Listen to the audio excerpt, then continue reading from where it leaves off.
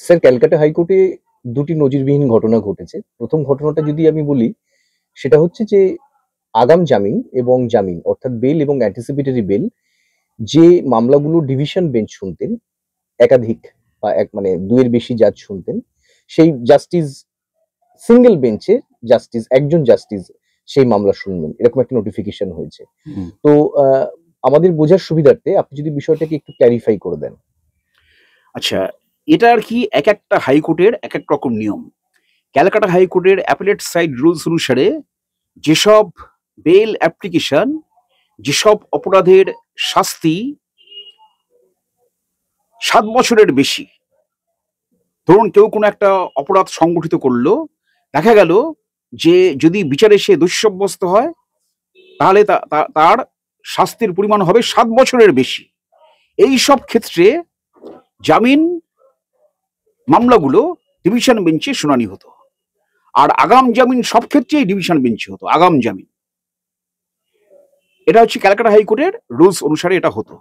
আর যেসব অপরাধের শাস্তি আপ টু 7 ইয়ার্স পর্যন্ত, ৭ বছর তার বেশি নয়, সেই সব অপরাধ সম্পর্কিত জামিন মামলার শুনানি সিঙ্গেল বেঞ্চে হতো, একজন জজ সাহেবের ঘরে হতো। এখন থেকে সুপ্রিম কোর্টের একটা প্র্যাকটিক্যালি আদেশই বলতে পারি, সেই অনুসারে সব রকম জামিনের মামলার শুনানি হাইকোর্টে সিঙ্গেল বেঞ্চে হবে। কিন্তু ধরুন কারোর যদি আলটিমেটলি কনভিকশন হয়ে যায়, ধরুন লোয়ার কোর্টে, সাবঅর্ডিনেট কোর্টে অ্যাপিল মানে মামলা চলছে, সাক্ষ্য শপথ নেওয়ার পরে দোষী সাব্যস্ত সে হয়ে গেল। দোষী সাব্যস্ত হওয়ার পরে যার সাজার মেয়াদ ৭ বছরের বেশি থাকবে, সে যদি অ্যাপিল করতে চায় তাহলে কিন্তু অ্যাপিল মামলার শুনানি কিন্তু ডিভিশন বেঞ্চেই হবে। এবং bail in connection with appeal আমরা যেটাকে বলি, যতক্ষণ পর্যন্ত অ্যাপিলের নিষ্পত্তি না হচ্ছে ততক্ষণ পর্যন্ত তুমি আমাকে অন্তর্বর্তীকালীন জামিন দাও, এই সব জামিন মামলা শুনিয়েও কিন্তু ডিভিশন বেঞ্চে হবে।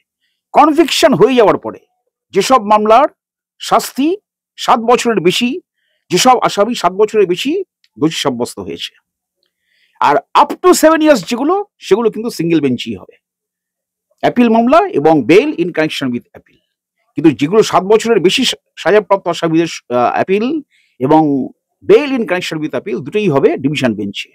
আর ডেথ রেফারেন্স কেস, হয়তো কোনো কোর্ট থেকে কাউকে ফাঁসির সাজা শোনানো হয়েছে, সেটা ফাঁসির সাজা সবসময় হাইকোর্টে কনফার্মেশন নিতে হয়, ওটাকে বলা হয় ডেথ রেফারেন্স, ওটা অ্যাপিল নয়।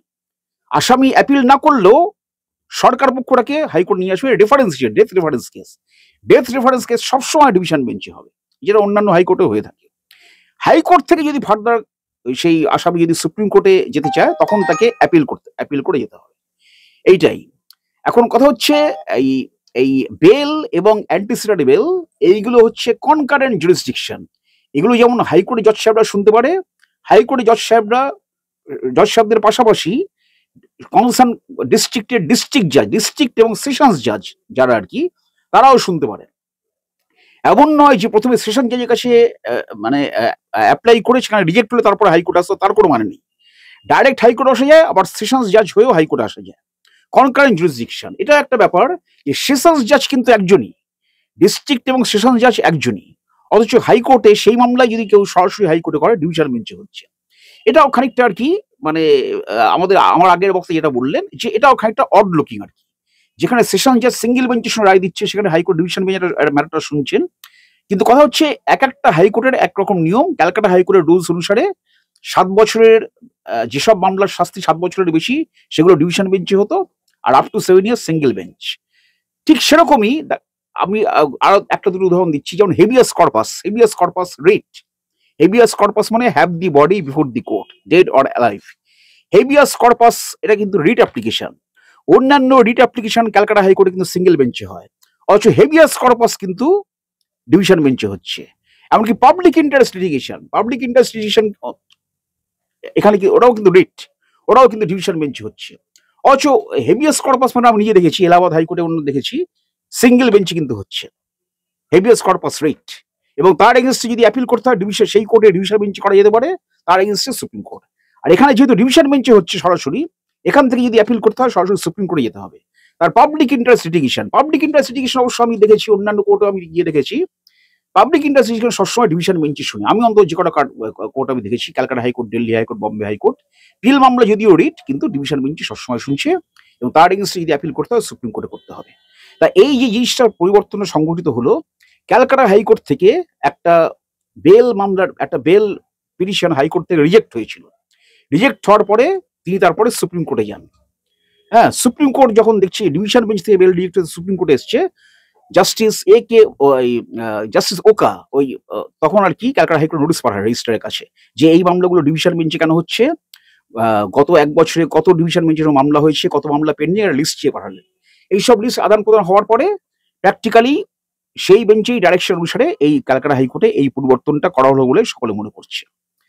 যাই হোক, এতে তারপর আরো একটা এক্সাম্পল দিচ্ছি, যেমন রিভিশনাল অ্যাপ্লিকেশন যেগুলো, সিভিল ডিভিশন, ক্রিমিনাল ডিভিশন, এই মামলাগুলো ক্যালকাটা হাইকোর্ট একসময় কিন্তু ডিভিশন বেঞ্চে হতো, এবং অন্যান্য হাইকোর্ট আপনি যদি গিয়ে দেখেন এই রিভিশনাল অ্যাপ্লিকেশন কেসগুলো কিন্তু ডিভিশন বেঞ্চে হচ্ছে, অথচ ক্যালকাটা হাইকোর্টে সিঙ্গেল বেঞ্চে হচ্ছে। কেন হচ্ছে? জাস্টিস পি.ডি. দেশাই বলে এখানে একজন চিফ জাস্টিস ছিলেন। সেই সময় ক্যালকাটা হাইকোর্টে জাজের স্ট্রেংথ অনেক কম ছিল। তিনি তখন করলেন কি, সিঙ্গেল বেঞ্চকে ডিভিশন বেঞ্চের পাওয়ার দিলেন। পাওয়ার দিয়ে রিভিশনাল অ্যাপ্লিকেশন সংক্রান্ত সমস্ত মামলা, civil division, criminal division, single বেঞ্চে নিয়ে এলেন। এবং সিঙ্গেল বেঞ্চের এই অর্ডার এগেন্স্টকে যদি অ্যাপিল করতে চায়, তাকে কিন্তু সুপ্রিম কোর্টে গিয়ে করতে হবে। তাকে ক্যালকাটা হাইকোর্ট ডিভিশন বেঞ্চে যাওয়ার তার কোনো স্কোপ নেই। হ্যাঁ, এগুলো কিন্তু ক্যালকাটা হাইকোর্টে সিঙ্গেল বেঞ্চে হচ্ছে। অথচ অন্যান্য আপনি হাইকোর্টে যান, দেখবেন অনেক হাইকোর্টে ক্রিমিনাল ডিভিশন বা সিভিল ডিভিশনের মামলা ডিভিশন বেঞ্চে হচ্ছে। এটা এক একটা হাইকোর্টের এক এক রকম রুলস। যাই হোক, সুপ্রিম কোর্ট এটাতে খানিকটা ইন্টারফেয়ার করেছে, করে রুলটা চেঞ্জ হলো। এর যেমন ভালো দিকও আছে, খারাপ দিকও আছে। ভালো দিক হচ্ছে এই যে জাজের স্ট্রেংথ কিছুটা আর কি বাড়লো। 2 জন জাজ বেল মামলা শোনার জন্য কোর্টে ব্যস্ত থাকতেন, সেখানে এখন একজন জাজের শুনতে পারবেন, আরেকজন জাজকে অন্য মামলা অ্যালট করা যাবে। এটা ঠিক আছে। অ্যাট দি সেম টাইম একজন জাজের উপরে চাপ কিন্তু অনেকটা বেড়ে গেল। একজন জাজের উপরে তাকে একাই শুনে টিপিক্যাল মামলা ডিসিশন নিতে হবে। হ্যাঁ, হয়তো কোনো একটা মামলায় দেখা যাচ্ছে আর কি, মানে খুনের মামলার আসামি, সে যদি দোষী সাব্যস্ত হয় তার ফাঁসিও পর্যন্ত হতে পারে, সেই মামলা বেলের জন্য এসছে। আগে যেমন 2 জন জাজ শুনে 2 জনের মধ্যে ডিসকাস করে ডিসিশনটা নিতে পারতেন, এখন একা একজনকে ডিসিশন নিতে হবে। একজন জাজের উপর চাপটা খুব বেড়ে গেল। আর আমরা এই জিনিসটাও রিপিটেডলি এখানে দেখেছি যে ডিভিশন বেঞ্চে কোন একজন জাজ হয়তো কোন একটা মামলায় কাউকে বেল দিচ্ছেন, আরেকজন জাজ সেটাকে বেলটা রিজেক্ট করলেন। আমরা ভেরি রিসেন্টলি দেখেছি এই পার্থ চট্টোপাধ্যায়, মানিক ভট্টাচার্য এবং এই এডুকেশন স্ক্যামে যেগুলো হয়েছিল, জাস্টিস অরিজিৎ বন্দ্যোপাধ্যায় উনি সকলের বেল গ্র্যান্ট করলেও সঙ্গে যিনি ছিলেন অপূর্ব কুমার সিনহা, উনি কিন্তু অনেকের বেল রিজেক্ট করেছিলেন। তার ফলে কি হলো, একটা এইসব ক্ষেত্রে কি ক্যালকাটা হাইকোর্ট নিয়ম কি, থার্ড একজন বিচারপতির কাছে এটা জিনিসটা প্রেস করা হবে, তৃতীয় একজন জজ সাহেবের কাছে। তিনি যে রায়টা দেবেন সেটাই ফাইনাল। তিনি যদি বেল দেন তো বেল, তিনি যদি বেল রিজেক্ট করেন তো বেল রিজেক্ট। এটাই। যদিও অন্যান্য ক্ষেত্রে, সিভিল বা অন্যান্য মামলার ক্ষেত্রে ডিভিশন বেঞ্চের ভেতরে যদি মতানৈক্য সৃষ্টি হয়, কেউ যদি ডিসএগ্রি করে, একজন জাজের সাথে যদি মতানৈক্য ঐক্যমত না হয়, তাহলে এটা লার্জার বেঞ্চে পাঠানো হয়, 3 জন বা 5 জনের বেঞ্চে পাঠানো হয়। কিন্তু বেল বা অ্যান্টিসিপেটরি বেলের ক্ষেত্রে কোন একজন অ্যালাউ করছে, কোন একজন রিজেক্ট করছে, এই ক্ষেত্রে তৃতীয় একজন সিঙ্গেল বেঞ্চের কাছে এটা পাঠানো হতো। সেই নিয়মটা এখন থেকে উঠে গেল। হ্যাঁ, যাই হোক, এর যেমন ভালো দিকও আছে, আর খারাপ দিক হচ্ছে এই যে একজন জাজের উপরে চাপটা অনেকটা বেড়ে গেল। তাকে নিজে শুনে ডিসিশন নিতে হবে, সঠিক সিদ্ধান্ত আসতে হবে। স্যার, আরো একটা ঘটনা ঘটেছে যেটা বেশ নজিরবিহীন বলা যায়। সেটা হচ্ছে ক্যালকাটা হাইকোর্টের অনারেবল জাস্টিস জয়মাল্য বাগচি, তিনি সুপ্রিম কোর্টের কলেজিয়াম তাকে সুপ্রিম কোর্টের জাস্টিস হিসাবে রেকমেন্ড করেছেন, এবং তিনি 2031-এর চিফ জাস্টিসও এই রেকমেন্ডেশন করা হয়েছে। এবং তিনি অন্য কোনো হাইকোর্টের চিফ জাস্টিস না হওয়া সত্ত্বেও ডিরেক্ট ক্যালকাটা হাইকোর্ট থেকে সুপ্রিম কোর্টের জাস্টিস। এই ঘটনাটা নিয়ে যদি আপনি কিছু বলেন, বা সেটা আমাদের কতটা গর্বের বাঙালি হিসেবে। না, গর্বের তো অবশ্যই, কিন্তু ঘটনাটা মোটেই নজিরবিহীন নয়। এই ধরনের ঘটনা কলকাতা হাইকোর্ট ছাড়া অন্যান্য হাইকোর্টেও ভুরি রয়েছে। কলকাতা হাইকোর্টে আমার অন্তত এই জয়মাল্য বাগচিকে নিয়ে 3টে ঘটনার কথা মনে পড়ছে। জয়মাল্য বাগচির আগে জাস্টিস রুমা পাল 13 নম্বর কোর্টে বসতেন। ওনাকে তো ওনার প্রসেসটা খুব 48 আওয়ার্সের ভেতরে হয়েছিল। এখন তো জয়মাল্য বাগচি কলেজিয়াম রেকমেন্ড করেছে, সুপ্রিম কলেজিয়াম, এটা ministry of law and justice approve করবে, অ্যাপ্রুভ করার পর রাষ্ট্রপতির কাছে যাবে সই করানোর জন্য। রাষ্ট্রপতি সই করলে তারপরে জয়মাল্য বাগচি সুপ্রিম কোর্টে যাবেন, গিয়ে শপথ নেবেন। রুমা পালের সময় কি হলো আমি বুঝতেই পারলাম না। উনি কোর্ট নাম্বার 13 বসতেন, 3 তলার কোণের ঘরটাতে। আমি সেদিন মামলাও করে এলাম। তখন আমাদের চিফ জাস্টিস ছিলেন জাস্টিস অশোক কুমার মাথুর। মামলাও করে এলাম এবং সেই মামলাটার শুনানি পেন্ডিং ছিল, কমপ্লিট হয়নি। উনি বললেন ঠিক আছে, কি করতে বললেন, কাম ডে আফটার টুমরো, 2 দিন পরে আবার ডেট দিলেন। ওমা, পরের দিন কোর্টে গিয়ে দেখি উনি আর বসবেন না, ওনার সুপ্রিম কোর্টে অ্যালিগেশন হয়ে গেছে। পরের দিন বিকেলের ফ্লাইটে উনি দিল্লি চলে গেলেন। আর তারপরের দিন আমরা যেদিন শুনেছি সেদিন সুপ্রিম কোর্ট শপথ নিয়ে নিলেন। মানে 48 আওয়ার্সের ভেতরে, মানে কলেজিয়ামও যাই না তখন কি সিস্টেম ছিল যাই না, হয়তো সুপ্রিম কোর্ট কলেজিয়াম ওটাকে রেকমেন্ড করলেন, গভর্নমেন্ট অ্যাপ্রুভ করে দিল না কি করে দিল, সঙ্গে সঙ্গে উইদিন 48 আওয়ার্স উনি সুপ্রিম কোর্টে জাজ হয়ে গেলেন। অথচ সেই সময় কিন্তু অশোক মাথুর চিফ জাস্টিস ছিলেন এবং আরো অনেকে ছিলেন, সকলকে সুপারসিড করে সুপ্রিম কোর্টে জাজ করা হয়েছিল। এর নেপথ্যে একটা কারণ থাকতে পারে, সেটা হচ্ছে এই, জাস্টিস রুমা পাল ছিলেন সুপ্রিম কোর্টের তৃতীয় মহিলা বিচারপতি। প্রথম মহিলা বিচারপতি ছিলেন জাস্টিস ফাতিমা বিবি। এনারও একটা হিস্ট্রি আছে। হাইকোর্ট জাজেরা রিটায়ার করে 62 বছর বয়সে, আর সুপ্রিম কোর্ট জাজেরা রিটায়ার করে 65 বছর বয়সে। জাস্টিস ফাতিমা বিবি ম্যাড্রাস হাইকোর্ট থেকে কিন্তু 62 বছর রিটায়ার করে গিয়েছিলেন। রিটায়ার করার পরে ওনাকে সুপ্রিম কোর্টে নিয়ে যাওয়া হয়। হ্যাঁ, জাজ হিসেবে খুব ভালো ছিলেন, পরে তামিলনাড়ুর গভর্নর উনি হয়েছিলেন। হ্যাঁ, জয়ললিতার সময় তামিলনাড়ুর গভর্নর অনেক করা হয়েছিল। জাস্টিস ফাতিমা বিবি প্রথম সুপ্রিম কোর্টে মহিলা জাজ। তারপরে ওনার অবসরের পরে সুপ্রিম কোর্টে দ্বিতীয় মহিলা জাজ ছিলেন জাস্টিস সুজাতা মনোহর। উনি বম্বে হাইকোর্ট থেকে এসেছিলেন এবং সুজাতা মনোহর অবসর নেওয়ার পরপরেই মনে হয় তদানীন্তন সুপ্রিম কোর্ট কলেজিয়ামের আর কি এটা মনে হলো যে আমাদের এত বড় একটা দেশ আর সুপ্রিম কোর্টে কোনো মহিলা জাজ থাকবে না। তখন খোঁজ পড়লো মহিলা জাজ কি আছে সারা ভারতবর্ষে, কে ভালো করছে এরকম। তখন জাস্টিস রুমা পালের খোঁজ পড়লো এবং রুমা পাল সত্যিই খুব ভালো জাজ ছিলেন। ঠিক 10:30টায় বসতেন, 1 মিনিট এদিক ওদিক হতো না, আর দূর সময় বসতেন এবং 20 মিনিট মেনশনিং এর জন্য ম্যাক্সিমাম 20 মিনিটস ওনার বরাদ্দ ছিল। 20 মিনিটস পেরিয়ে গেলে মেনশনিং স্টপ করে কল দি লিস্ট। খুব নিয়মানুবর্ত, খুব সুন্দর যাচ্ছিলেন। আচ্ছা, সেই রুমা পালকে নিয়ে যাওয়া হলো এবং উইদিন 48 আওয়ার্স উনি সুপ্রিম কোর্টে জাজের শপথ নিয়ে নিলেন।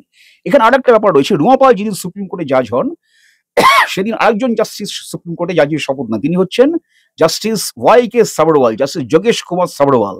উনি বম্বে হাইকোর্টের চিফ জাস্টিস ছিলেন। বম্বে হাইকোর্টের চিফ জাস্টিস থেকে ওনাকে সুপ্রিম কোর্টে এলিভেটেড করা হলো। রুমা পাল থেকে সিনিয়র ছিলেন এবং দুজনে একই দিনে শপথ নিলেন, কিন্তু সাবরওয়াল সাহেব আগে, রুমা পাল তারপরে। স্বাভাবিক, যিনি সিনিয়র তিনি আগে শপথ নেবেন, রুমা পাল তার পরে শপথ নিলেন। এর ফলে কি হলো, যখন চিফ জাস্টিস হওয়ার সময় হলো, মানে রুমা পাল কিন্তু অবসর নেননি, জাস্টিস সাবরওয়াল অবসর নেননি। যেহেতু সাবরওয়াল রুমা পালের থেকে senior, justice Sabharwal chief justice হয়ে গেলেন এবং 14 মাস উনি চিফ জাস্টিস ছিলেন এবং জাস্টিস সাবরওয়াল চিফ জাস্টিস হওয়ার 7 মাস পরে রুমা পাল অবসর নিলেন। রুমা পালের চিফ জাস্টিস হওয়া হলো না, উনি নাম্বার 2 হিসেবে শেষ করলেন। অথচ রুমা পাল যদি চিফ জাস্টিস হতে পারতেন কোনোভাবে, তাহলে জাস্টিস সাবরওয়াল কিন্তু চিফ জাস্টিস হতে পারতেন, কারণ 7 মাস পর রুমা পাল রিটায়ার করে যেতেন, তারপর জাস্টিস সাবরওয়াল পরবর্তী 7 মাস চিফ জাস্টিস থাকতেন। কিন্তু অ্যাকর্ডিং টু সিনিয়রিটি দুজনে যদিও একই দিনে সুপ্রিম কোর্টে শপথ নেন, যেহেতু সাবরওয়াল সাহেব আগে নিয়েছিলেন, রুমা পাল পরে নিলেন। সাবরওয়াল সাহেব চিফ জাস্টিস হয়েছে, উনি তো সুপ্রিম কোর্ট রুমা পাল থেকে সিনিয়র ছিলেন, উনি আগে শপথ নিলেন, উনি চিফ জাস্টিস রিটায়ার করলেন, রুমা পাল নাম্বার 2 হিসেবে শেষ করলেন। আচ্ছা, এবার জয়মাল্য বাগচির প্রসঙ্গে আসা যাক। আচ্ছা, জয়মাল্য বাগচি ছাড়াও আর একটা উদাহরণ দিচ্ছি, জাস্টিস সুহাস চন্দ্র সেন। উনি ট্যাক্স ম্যাটারে পারদর্শী ছিলেন, উনি ক্যালকাটা হাইকোর্টের অ্যাক্টিং চিফ জাস্টিস হয়েছিলেন। অ্যাক্টিং চিফ জাস্টিস হওয়ার পরে তারপরে আরেকজন জজ সাহেব চলে এলেন চিফ জাস্টিস, উনি আবার নাম্বার 2-তে চলে এলেন। নাম্বার 2-তে চলে আস্তে আস্তে ওনাকে আবার সুপ্রিম কোর্টে এলিভেট করে নিয়ে যাওয়া হলো, কারণ যতদূর মনে হচ্ছে সেই সময় সুপ্রিম কোর্টে ট্যাক্স ম্যাটারে পারদর্শী একজন জজ সাহেবের খানিকটা আর কি অভাব বা ক্রাইসিস হয়েছিল, tax expert in tax matter. ওই জাস্টিস সুহাস চন্দ্র সেনকে এখান থেকে উড়িয়ে নিয়ে গিয়ে সুপ্রিম কোর্টে জাজ করে দেওয়া হলো। এইটা। তারপর জয়মাল্য বাগচি কথা আমি বলছি, উনি তো 2011 সালে সম্ভবত 11 সালে জাজ হন। তারপরে মাঝখানে কয়েক মাস অন্ধ্রপ্রদেশ হাইকোর্টে চলে যান, তেলেঙ্গানা হাইকোর্টে আবার ব্যাক করে আসেন। তারপরে এখন আর কি উনি ক্রিমিনাল ম্যাটারে দারুণভাবে এক্সপার্ট, কোনো সন্দেহ নেই। এখন সুপ্রিম কোর্ট এক্সক্লুসিভলি ক্রিমিনাল, আমি যাই না সুপ্রিম কোর্টে জজ সাহেবদের অতটা যাই না, যোগ্য হিসেবে ওনাকে সুপ্রিম কোর্টে তলব করা হয়েছে, মানে expert in criminal matters, criminal jurisdiction. এবং অ্যাকর্ডিং ওনাকে এই মুহূর্তে সুপারসিড করে সুপ্রিম কোর্টে নিয়ে যাওয়া হলো। সুপ্রিম কোর্টে কিন্তু উনি অ্যাজ পার সিনিয়রিটি এই মুহূর্তে উনি যদি সুপ্রিম কোর্টে জাজ হিসেবে শপথ নিয়ে নেন, শপথ নেওয়ার দিন থেকে উনি সুপ্রিম কোর্টে যাচ্ছে। এখন সুপ্রিম কোর্ট কলেজে ওনাকে রেকমেন্ড করেছে, এরপরে মিনিস্ট্রি অফ ল অ্যান্ড জাস্টিসে যাবে, ministry of law and justice রেকমেন্ডেশনটা অ্যাপ্রুভ করবে, তারপর রাষ্ট্রপতির কাছে সই করতে পাঠাবে, সই করার পর রাষ্ট্রপতি সেটা অ্যাপ্রুভ করবে, বিজ্ঞপ্তি জারি করবে, তারপর জয়মল্ল বাগচি সুপ্রিম কোর্টে গিয়ে শপথ নেবেন। এখনকার প্রধান বিচারপতি ওনাকে শপথ বাক্য পাঠ করাবেন।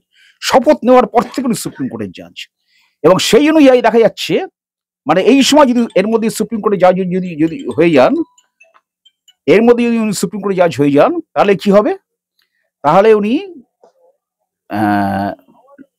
2031-এ উনি সুপ্রিম কোর্টের প্রধান বিচারপতি হবেন, এবং প্রধান বিচারপতি হয়ে তিনি রিটায়ার করবেন as per seniority. Supreme court জাজ হওয়ার পরে এটা এটা বোঝা যায় যে কে কখন আর কি চিফ জাস্টিস হবে, কি হবে, বোঝা যায় এটা।